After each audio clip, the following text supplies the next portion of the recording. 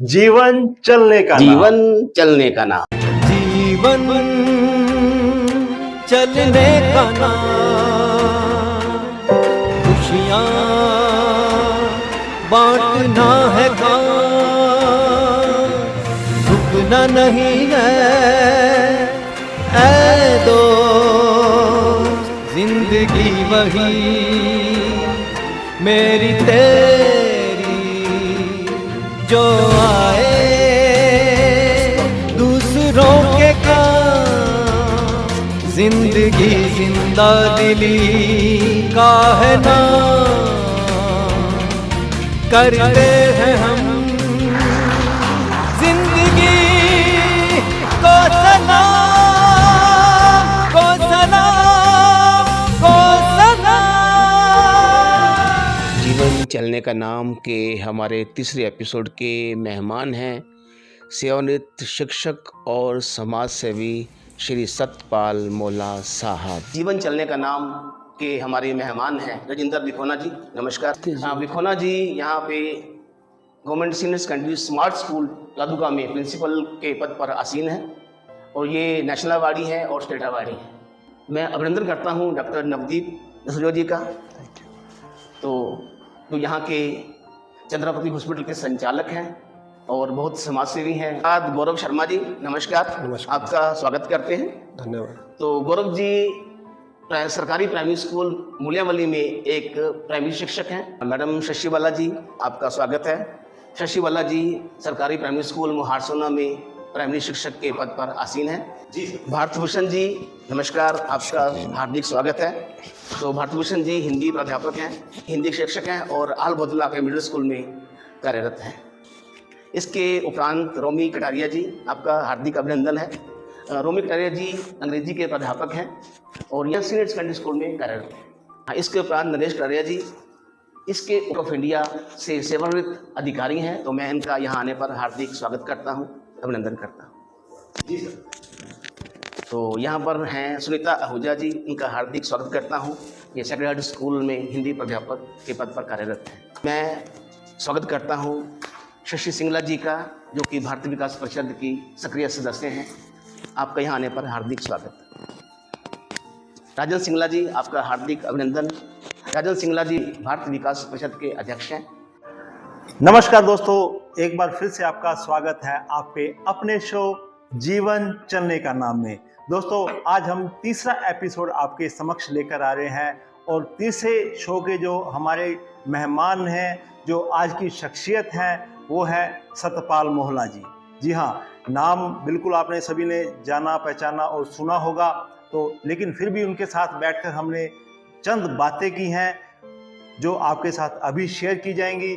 तो उनकी शख्सियत के बारे में सिर्फ इतना ही कह सकता हूँ कि उन्हें हम वाटरमैन कहें तो भी गलत नहीं होगा, अगर ऐसी कन्याओं का धर्मपिता कहें जो शिक्षा से वंचित थी लेकिन उनकी बदौलत वो शिक्षा पा सकी तो भी गलत नहीं होगा।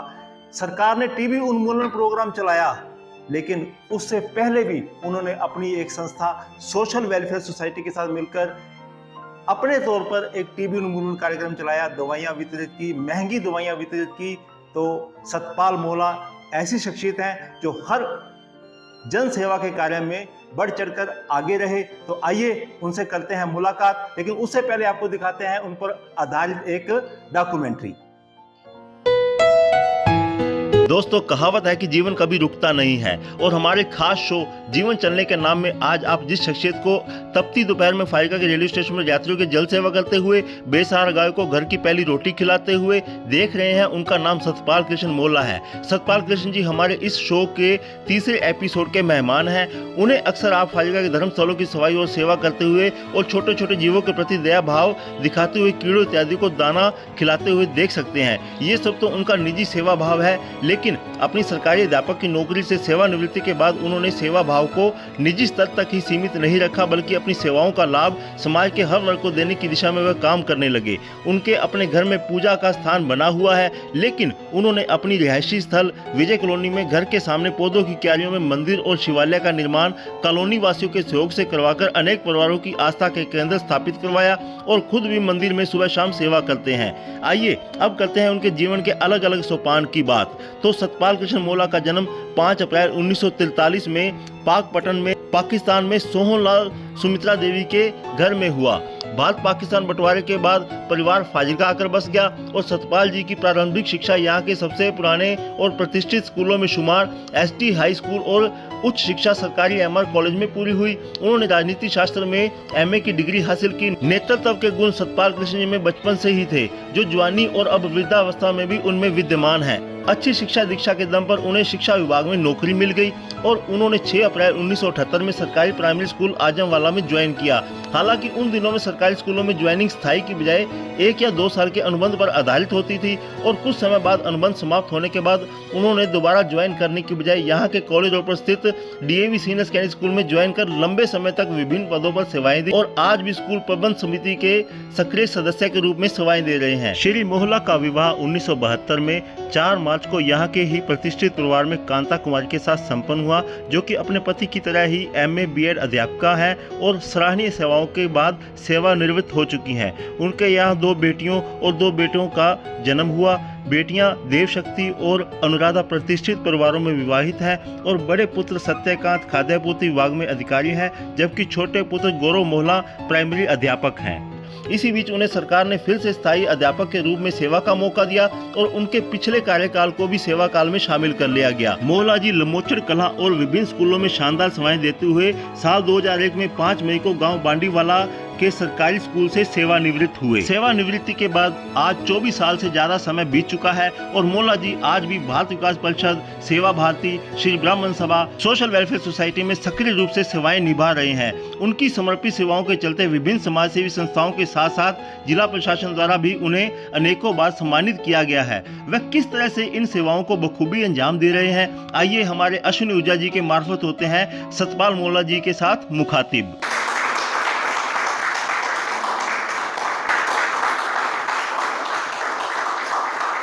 तो आज हमारे साथ जुड़ रहे हैं शहर के वो लोग जिनके साथ सतपाल जी अक्सर काम करते रहते हैं और पारिवारिक सदस्य हैं। सबसे पहले मैं बात करूंगा, हमारे साथ मौजूद हैं नेशनल अवार्डी प्रिंसिपल राजेंद्र विखोना जी।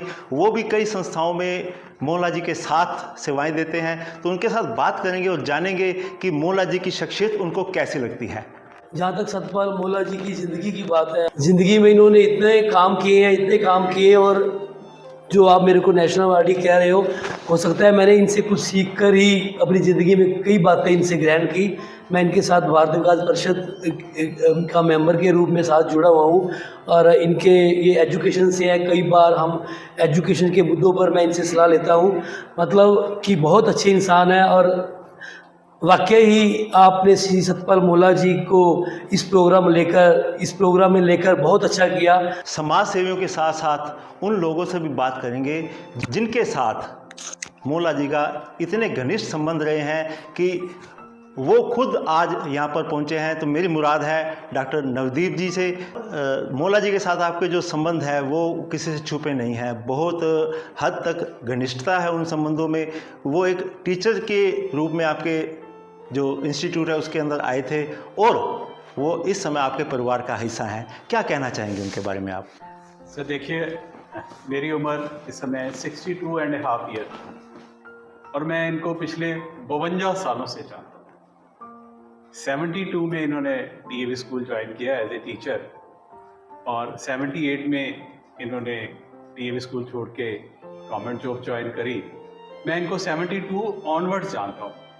ये मेरे टीचर, इन्होंने मुझे बहुत कुछ सिखाया, खेलना सिखाया, पढ़ना सिखाया।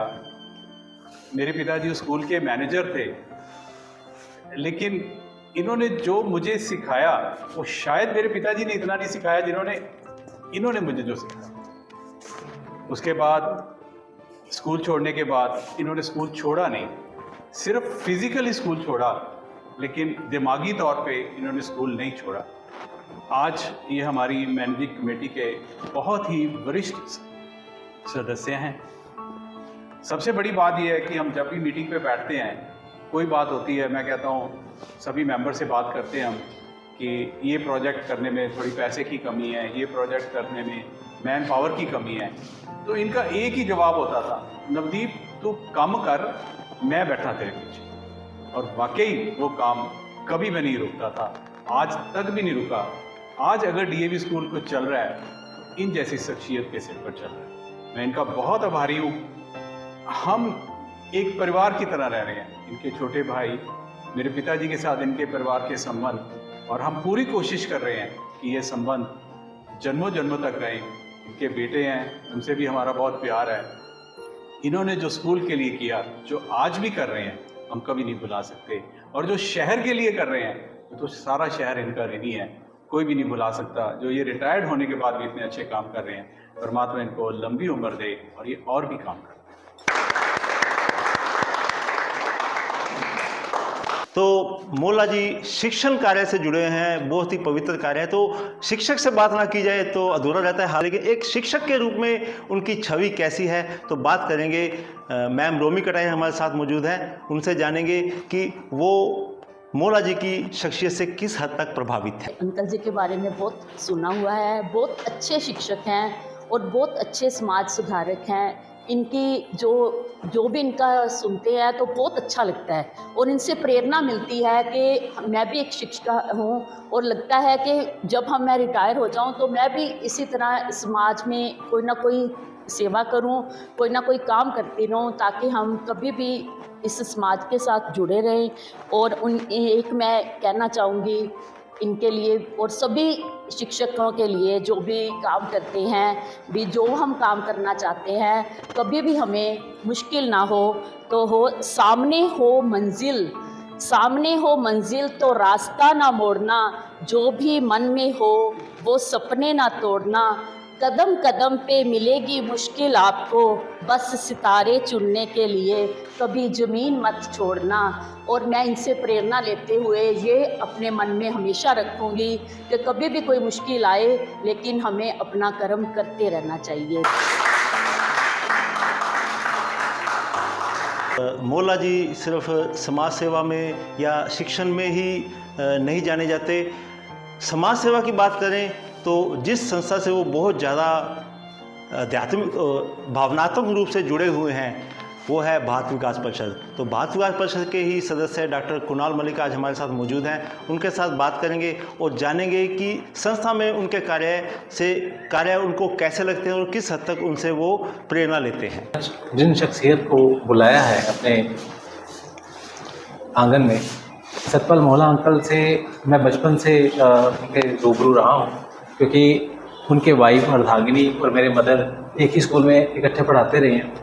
तो प्रेम गली में इनका घर था, तब वहाँ पे हम जाते होते थे, तो इनके घर खेलते होते थे। शुरू से ही इनके जो घर का माहौल रहा है वो बहुत ही धार्मिक रहा है और शर्मा है, तो धर्म के प्रति इनकी वाणी हमेशा रहती थी, हमें समझाते होते थे। जब हम भारत विकास परिषद में आपस में फिर मिले 2012 से मैंने ज्वाइन करी भारत विकास परिषद, तो तब पता चला कि पिछले कई सालों से जल प्रकल्प मई माह से लेके अक्टूबर माह तक लगातार अंकल अकेले ही शुरुआत करी थी इन्होंने कि रेलवे स्टेशन पे जल का प्रकल्प चलता था। दोपहर को 12 बजे से लेके 4 बजे तक इन्होंने जल वहाँ पिलाते रहते थे, जो भी पैसेंजर्स आते थे। वहाँ पे इन्होंने लगातार इस साल 30 साल हो चुके हैं इनको, जहाँ ये लगातार अपना जुनून के साथ काम करते हैं। और हम जैसे यंगस्टर्स को इनका जुनून देख के खुद में जुनून भरता है कि ऐसा ही भगवान हमें ताकत दे, और इनसे हमें बहुत प्रेरणा मिलती है। दोस्तों और परिचितों के साथ साथ अब बारी आती है परिवार की। तो परिवार के बिना शख्सियत से कौन ज़्यादा ज्ञात हो सकता है, तो सबसे ज़्यादा ज्ञात तो होंगे उनके परिवार के सदस्य। आज हमारे साथ जुड़े हैं उनके पुत्र गौरव जी हमारे साथ जुड़े हैं। उनके साथ बात करेंगे कि इस उम्र में भी उनके पिता समाज सेवा को समर्पित रहते हैं। इसके लिए बार बार उन्हें बाहर जाना पड़ता है, कई कार्यक्रमों में भाग लेना पड़ता है। तो उनको किस तरह की चिंताएं होती हैं उनकी अवस्था को लेकर, और परिवार में किस तरह का माहौल रहता है उनके बाहर जाने के मौके। उस शब्द के बारे में अगर बोले तो माता और पिता, ये दो शब्द ऐसे हैं जिनको भगवान से भी ऊंचा दर्जा दिया है। ये दो शब्द ऐसे हैं जिनको हम अगर बोलते हैं तो हमारे मन को सुकून मिलता है, शांति मिलती है, ताकत मिलती है। जैसे भगवान का नाम लेने से हमें सुकून मिलता है, हमें ऐसा लगता है कि हमारे यहाँ साफ कुछ भी गलत नहीं होता। वैसे ही ये 2 शब्द हैं माता के। अगर मैं बात करूँ पिता की, तो हर बच्चे के लिए उसके पिता जो है रोल मॉडल हैं, आदर्श हैं, जिनको देखकर वो अपने जीवन में उनके आदर्शों को अपने जीवन में ढालने की कोशिश करता है, जिनके ऊपर चलने की कोशिश करता है।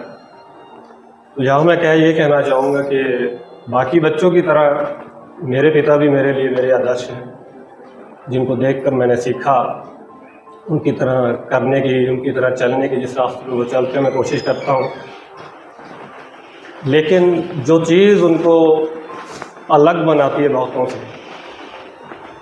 वो मैं ये कहूँगा कि ये उनकी ईमानदारी है, जो चीज़ उनको अलग बनाती है।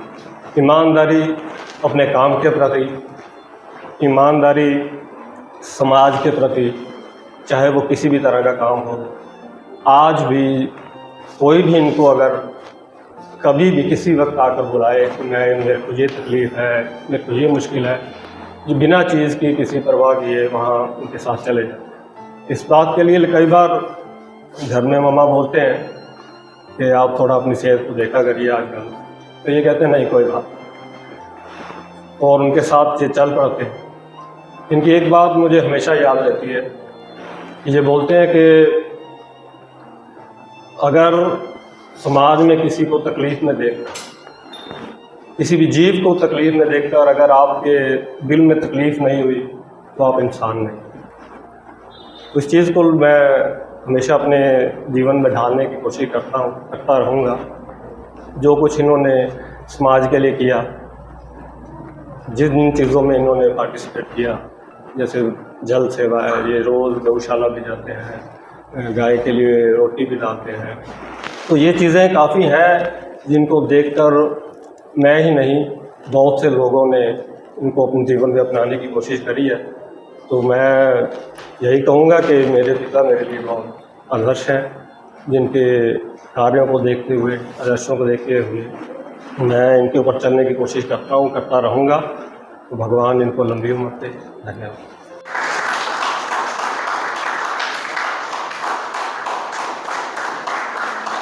तो बात चल रही है सेवाओं की, संस्था की, और संस्था एक परिवार होता है, और जिस परिवार के साथ जुड़े हुए हैं हमारे मौला जी, वो है भारत विकास परिषद बोर्ड से अध्यक्ष हमारे साथ मौजूद हैं फाजिल्का शाखा के राजन सिंगला जी। हम उनका स्वागत करते हैं, और उनके साथ उनकी अर्धांगिनी शशि जी भी साथ मौजूद हैं। तो बात कर रहा था मैं परिवार की, तो एक भारत विकास परिषद एक परिवार है, और परिवार में महिलाओं का अहम योगदान होता है। तो भारत विकास परिषद में जिस तरह परिवार में महिलाओं का योगदान है, तो उसके अनुसार हम बात करेंगे शशि जी से। शशि जी, आप ये बताइए कि आप अक्सर प्रोग्रामों में पार्टिसिपेट करती हैं, तो उसमें जितने भी सदस्य हैं, खासकर जो हमारे प्रेरणा स्रोत हैं, मौला जी भी हैं और भी हैं, तो जिस अवस्था में, जिस आयु में वो काम करें, तो उनके बारे में आप क्या कहना चाहोगे?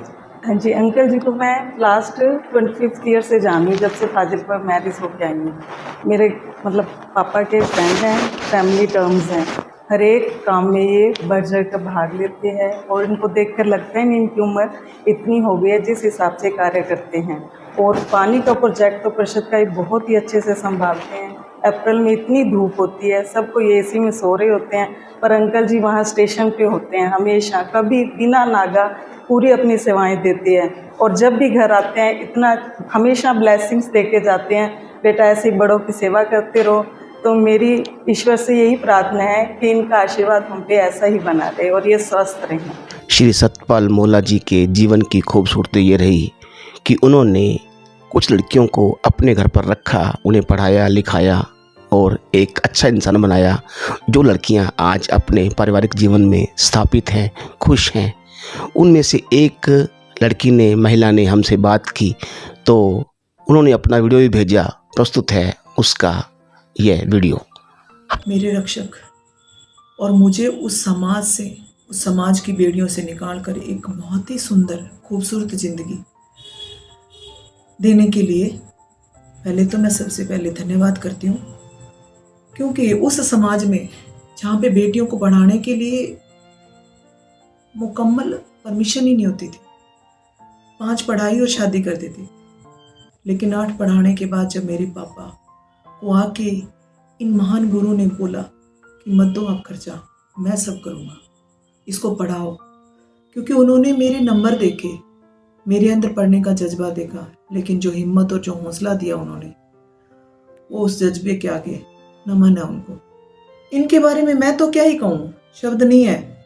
क्योंकि समाज, नज़दीक का एरिया, मुझे नहीं लगता कि इनके गुणों से वंचित है। इनके गुणों के बारे में, इन महान शख्सियत के बारे में कोई जानता नहीं है। मैं देखती थी जब मैं पढ़ती थी तो 2 बजे हम सब सोए होते थे, थोड़ी दोपहर के 2 बजे इन गर्मियों में तपती धूप में जाकर स्टेशन पर पानी पिलाते थे सबको। पहले नौकरी से आना और फिर उसके बाद इन्होंने कपड़े चेंज करने और सीधे वहीं चले जाना। सुबह जल्दी उठ के गौशाला जाना और वहाँ पे गऊँ की सेवा करना। और किसी इंसान ने इनको अगर रात को बोल दिया ना कि मुझे आपकी ज़रूरत है और मेरे साथ चलो, तो कभी इन्होंने ना शब्द सीखा ही नहीं। भगवान करे ऐसे गुरु मुझे जन्मों जन्मों तक मिले। मैं इनकी बहुत ही आभारी हूँ, बहुत ही कृतज्ञ हूँ, और मेरे पास शब्द कम है। तो दोस्तों, ये थे उस महिला के विचार जिसको सतपाल मोला जी ने अपने घर पर रखकर पढ़ाया, लिखाया और एक योग्य इंसान बनाया। समाज सेवी और सेवानिवृत्त शिक्षक श्री सतपाल मोला जी। तो आज हम उनसे बात करेंगे। मोला जी नमस्कार। नमस्कार। आपका स्वागत है। आप पिछले कई सालों से रेलवे स्टेशन पर गर्मियों के महीनों में तो पानी की सेवा करते हैं, पानी का स्टॉल लगाते हैं। तो ये बड़ा पुण्य का काम है। तो ये प्रेरणा आपको कहाँ से मिली, इसके पीछे कौन है? मैं जीवन चलने का नाम को जो आपने कार्यक्रम चला रखा है, हाँ, बहुत खुशी की बात है और आप सब इसके बधाई के पात्र हैं। आप उन आदमियों को, उन शख्सियत को यहाँ बुलाते हैं जिनका कोई समाज में योगदान है। बिल्कुल ये बिल्कुल बहुत अच्छी बात है और प्रभु करे आप ऐसे काम करते रहो। रही आपकी सवाल की, जो पानी के बारे में आपने पूछा है, तो मैं भिन्न भिन्न संस्थाओं से जुड़ा रहा और 1993 में भारत विकास परिषद बनी तो मैं उसका फाउंडर मेंबर रहा। अच्छा, भारत विकास परिषद के आप फाउंडर मेंबर बने? फाउंडर जी हाँ, जी हाँ, ठीक है। उसमें फाउंडर में हरविलास बांसल जी हुआ करते थे, डॉक्टर, वेटरनरी डॉक्टर थे। जी हाँ, वो चलाते थे इस बात को। उसी समय से लेकर आज तक मैं भारत विकास परिषद का फाउंडर मेंबर रहा हूँ। पानी के प्रोजेक्ट के बारे में बताऊँ, पानी का प्रोजेक्ट हम अस्पताल में करते थे, सरकारी अस्पताल में, फाजिलका में। ठीक है, ठीक है। ये ड्यूटी मेरी थी, कोई आता तो था नहीं, तो मैं बाजार से 20 किलो बर्फ लेनी, अपने साइकिल पर रखनी और एक पानी की टैंकी अपने अस्पताल में रखी हुई थी, उसमें जाकर भरकर उसमें डाल देनी। तो जो मरीज है वो उस बात को बड़ी खुशी महसूस करते, हमारे को ठंडा पानी मिलता है।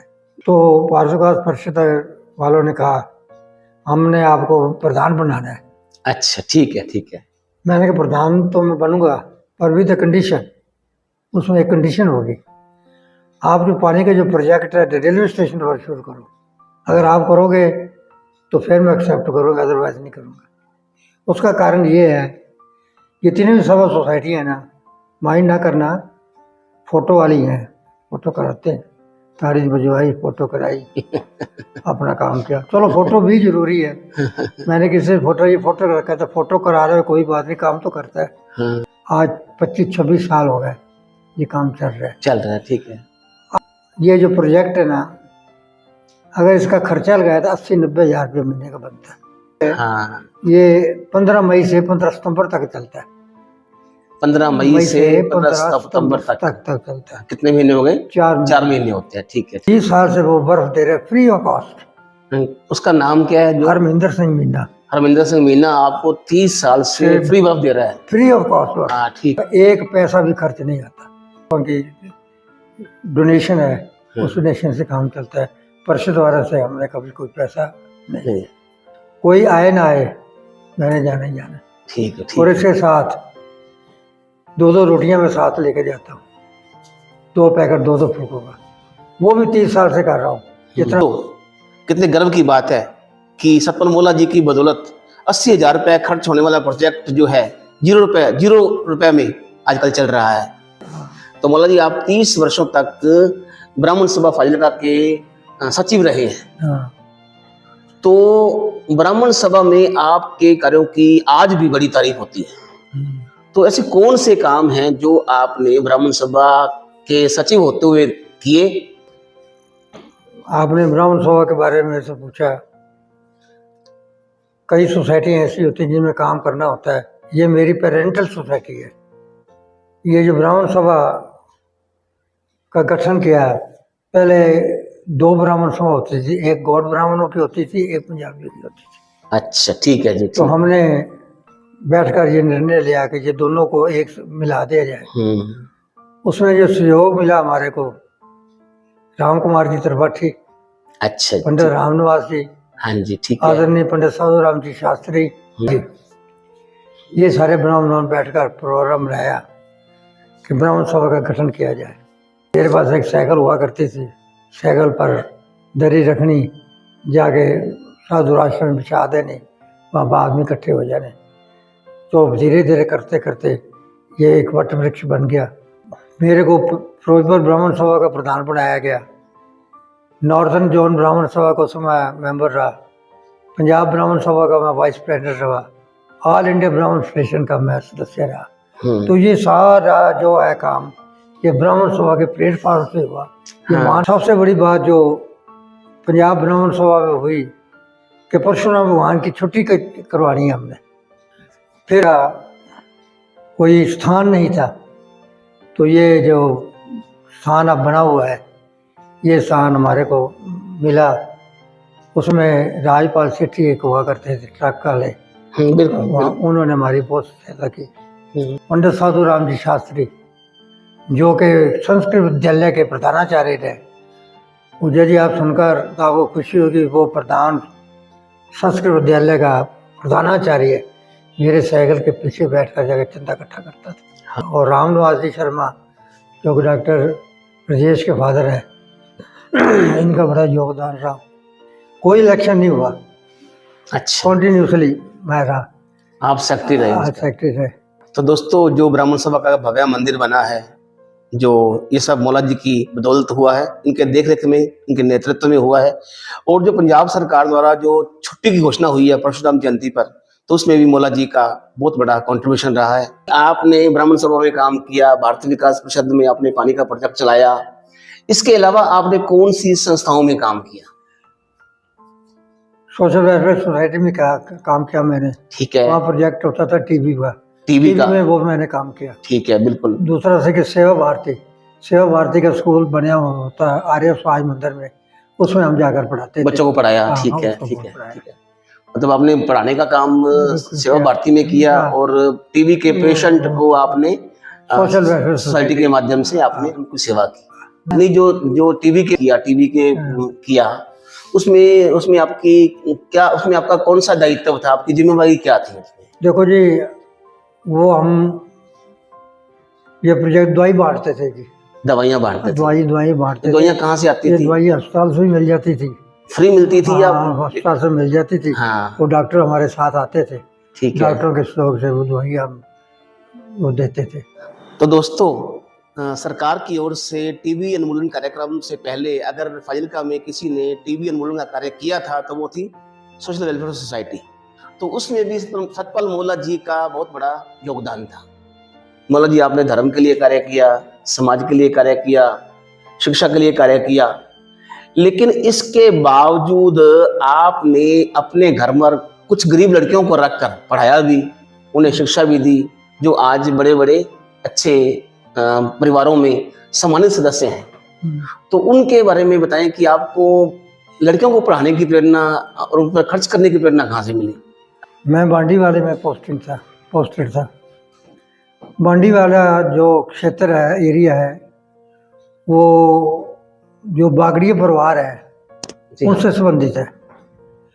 बागड़ी परिवार में लड़कियों को बाहर निकलने की इजाज़त नहीं है, कोई उनके घर नहीं जा सकता, वो बाहर नहीं निकल सकती। बिल्कुल बिल्कुल बिल्कुल। तो वो जब मैं बांडी वाले में ज्वाइन किया तो 2 लड़कियां, शकुंतला और बिरखा, ये मेरी स्टूडेंट थे, जिससे मैंने आपको बात भी करवाई। तो दे वर वेरी इंटेलिजेंट, बड़ी अच्छी थी, पढ़ने में बहुत अच्छी थी।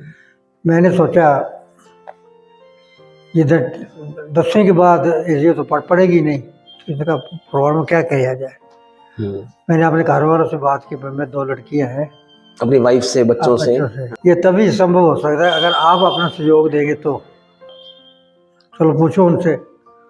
और दूसरी समस्या ये थी, क्या उनके घर वाले मानेंगे कि नहीं मानेंगे, किसके घर में जवान लड़की रहेगी, क्या दे आर रेडी और नॉट। 2 साल वो रही, खाना पीना सारा। मेरा तो क्या था, भगवान ने लिखा था उसका पिछले जन्म का मैंने देना था, या उन्होंने मेरे से लेना था। वो पढ़ गई, आज ना बड़े अच्छे पदों पर वो काम कर रही हैं और मुझे अपना फादर ट्रीट करती हैं। राधाकृष्ण रठई थे जो वकील साहब, उन्होंने एक प्रोजेक्ट शुरू किया था लड़कियों की शादी का। जी हाँ। तो मैंने उनसे बात की, मैंने कहा यार 2 लड़कियाँ हमारी है, ले मौला साहब आपको कोई इनकार नहीं है।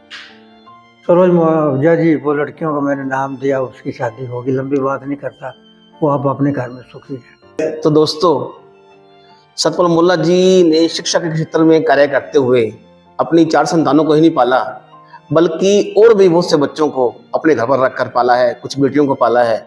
तो ऐसे इंसान समाज में बहुत कम मिलते हैं।